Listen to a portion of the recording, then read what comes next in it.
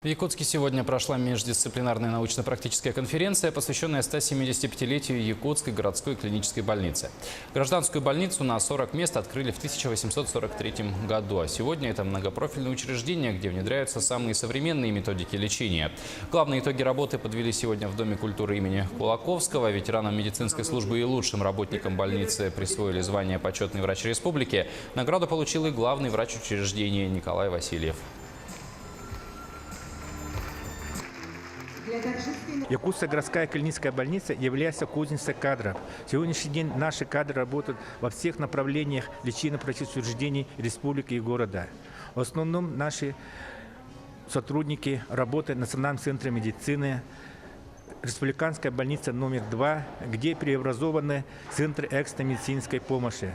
Раньше все хирургические службы тоже были в нашей больнице, но реорганизации все переданы в ведомство республиканской больницы номер 2.